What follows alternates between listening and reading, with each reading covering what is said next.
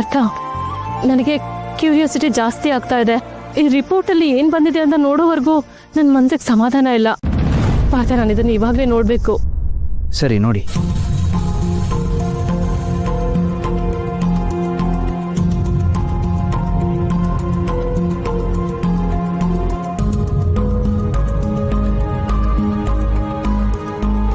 ಅಪೇಕ್ಷಾ, ಏನಾಯ್ತು? ಪಾರ್ಥ, ಇದರಲ್ಲಿ ಭಾವಂದು ಮತ್ತೆ ಮಿಂಚುದು DNA ಮ್ಯಾಚ್ ಆಗ್ತಿಲ್ಲ ಅಂತ ತೋರಿಸ್ತದೆ. ವಾಟ್? ಏನ್ ಹೇಳ್ತಾ ಇದ್ದೀರಾ? ಹೌದು, ಬೇಕಿದ್ರೆ ನೀವೇ ನೋಡಿ. ಕುಡಿ.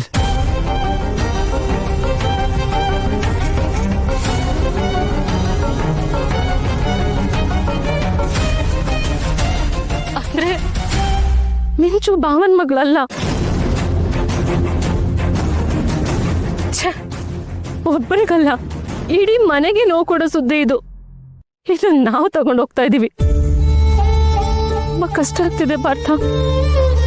ಏನು ಮಾಡಂಗಿಲ್ಲ ಅಪೇಕ್ಷೆ, ನಮ್ಮ ಕೆಲಸನ ನಾವು ಮಾಡಬೇಕು. ಪಾಪ ಮಿಂಚು ಏನೋ ಒಂದು ಹೋಪ್ಸ್ ಇಟ್ಕೊಂಡಿತ್ತು, ಬಿಗ್ ಬ್ರೋನೋ ಒಂದು ಹೋಪ್ಸ್ ಇಟ್ಕೊಂಡಿತ್ತು.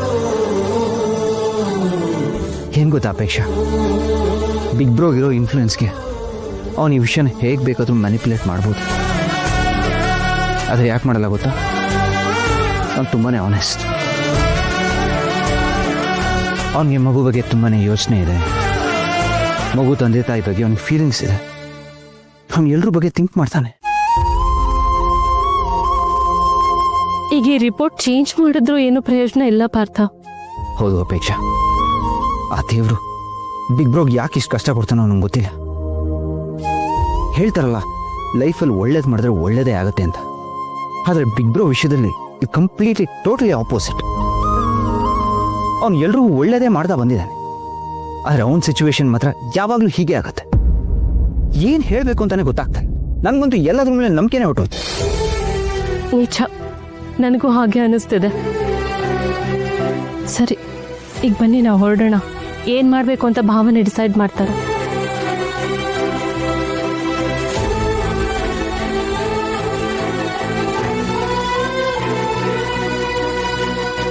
ಗೌತಮ್, ನಾನು ಈಗ ಹೇಳ್ತೀನಿ ಅಂತ ತಪ್ಪು ತಿಳ್ಕೊಬೇಡ. DNA ಟೆಸ್ಟ್ ಮಾಡೋಣ ಅಂತ ಹೇಳಿದ್ ನೀನಲ್ವಾ?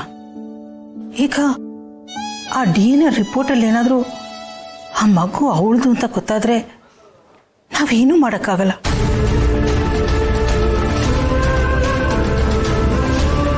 ಅದನ್ನು ಒಪ್ಕೊಂಡು ಮಿಂಚುನ ಕಳಿಸ್ಕೊಡ್ಬೇಕಾಗತ್ತಲ್ವಾ? ನನಗೆ ಗೊತ್ತು ಗೌತಮ್, ಮಿಂಚುನ ನೀನು ಎಷ್ಟು ಹಚ್ಕೊಂಡಿದ್ದೀಯ ಅಂತ. ಕೆಲವೊಮ್ಮೆ ನಾವು ಯಾರನ್ನ ತುಂಬ ಹಚ್ಕೊಂಡಿರ್ತೀವೋ ಆ ಭಗವಂತ ಈ ರೀತಿ ದೂರ ಮಾಡೋದಕ್ಕೆ ಪರೀಕ್ಷೆ ಮಾಡೋದು. ಒಳ್ಳೆಯವ್ರಿಗೆ ಯಾವತ್ತೂ ಒಳ್ಳೇದಾಗತ್ತೆ ಅಂತ ಹೇಳ್ತಾರಲ್ಲ, ಅದೆಲ್ಲ ಸುಳ್ಳು ಗೌತಮ್.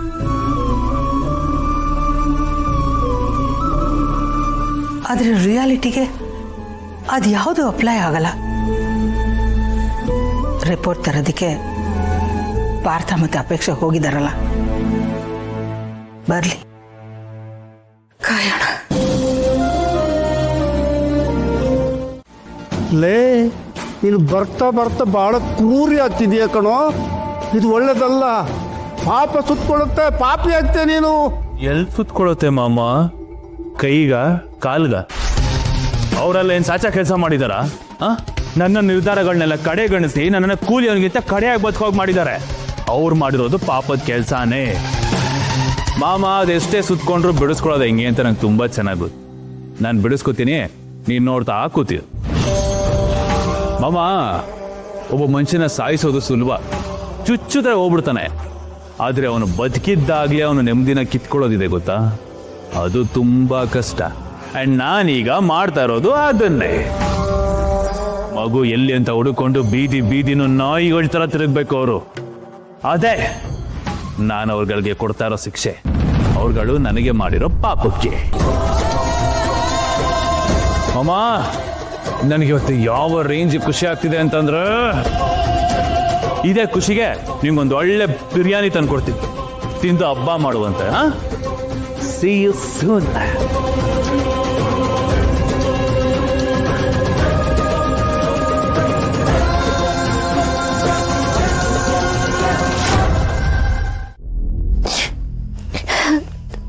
ಆದ್ರೆ ನಿನ್ನ ನಾವು ಕಳಿಸ್ಕೊಡ್ಬೇಕು ಕಂದ. ನಿನ್ನ ಅಪ್ಪ ಅಮ್ಮ ಇಷ್ಟು ವರ್ಷ ನಿನ್ನ ಹುಡುಕ್ತಾ ಇದ್ರು, ಈಗಿಲ್ ಬಂದಿದ್ದಾರೆ. ನೀನು ನಮ್ಮ ಜೊತೆನೇ ಇರ್ಬೇಕು ಅನ್ನೋದೇ ನಮ್ಮ ಆಸೆ. ಆದ್ರೆ ಅವ್ರ ನೋವನ್ನ ನಾವು ಅರ್ಥ ಮಾಡ್ಕೋಬೇಕಲ್ವಾ?